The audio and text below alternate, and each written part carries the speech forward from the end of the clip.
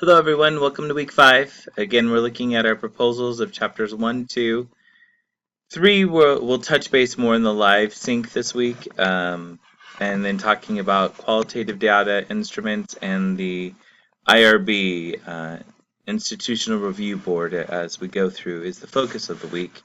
But just to bring you through what that focus is, the readings, again, chapter 4, chapter 5.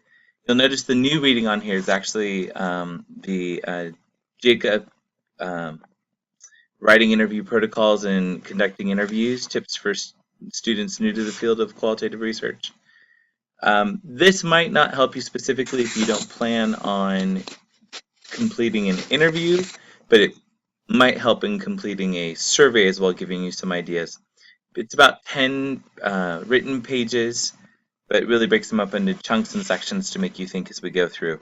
You notice there's a discussion board, live meet this Wednesday, as well as the self-paced lessons that you're used to in the assignments. So the discussion board this week is really about designing a qualitative survey or interview protocol. So there's a video to watch, and then completed activity in the Hendricks text. It's a 5.1. You'll see it there on page 121.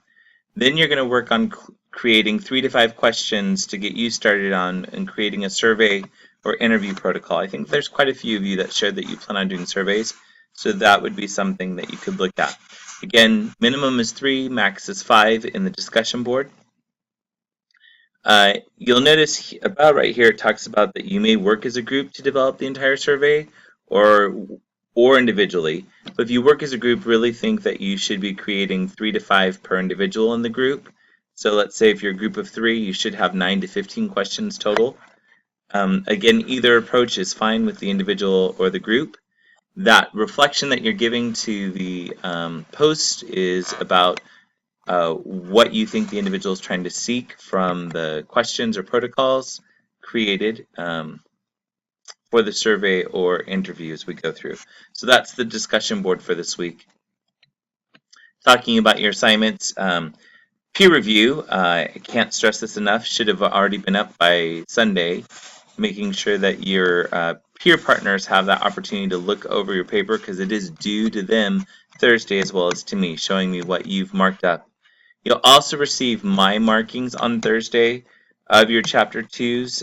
I've stayed away from including anything to make sure that your peers have a voice in that as well, but that way each individual will get markings from me as well as your peers to then start working on. But then you as groups, you'll notice the second expectation is this Sunday is trying to look at I call it a final version, but let me be clear, I don't think it's going to be a final version, but a version of chapter 2 that includes all group members compiled together to really make a flowing chapter 2.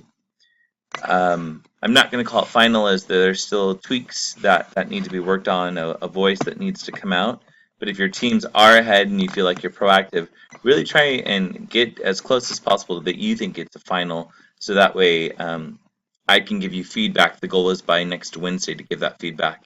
And then this week is also working on chapter 1, looking at the problem, write-up of the problem, some background information, as well as the purpose of the study and definition of terms. So that's the assignments. There's 3 of them this week. Again, the peer review, which we started last week, which is due on Thursday. Then chapter 2 is due on Sunday, and chapter 1 is also due on Sunday. Chapter 1 is a group opportunity for submission. It doesn't need to be that each individual is writing their own chapter 1, but again, just like you possibly outlined, like you outlined with your chapter 2, outline what you're expecting each group member to work on to create your chapter 1. You'll notice there's only 2 main headings here, purpose of the study and definition of terms. You can break that apart a little bit more, seeing how you want to explain the purpose of the study, background information, hooking the reader to want to know why this research is relevant or valid, maybe even to them and what they're doing with their students, and then giving that sense of what the questions are driving the study, as well as that definition of terms that are important for the reader to understand when looking at the rest of your research as we go through.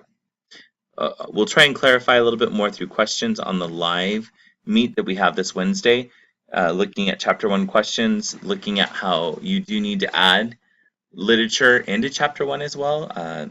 you need to make sure what you're stating or what you're thinking is supported. Not every paragraph needs it, but making sure you give relevant information. And then discussing any questions that you have about your chapter 2, getting those pieces together. Um, and then talking about the idea of the ethical research practices. And the NIH training was a portion of that, but just being reflective in that expectation of consent, and then getting into the IRB application and really what needs to be included in that, as that is something that you'll want to work on in week 6 for a final completion in week 7 as we go through. So that's an overview of what week 5 is about. It's going to be a fun week. Going to really be starting to put things together. Seeing chapter 2 come together is going to be exciting, and chapter 1 and those elements come together as well. I hope you have a great week. God bless.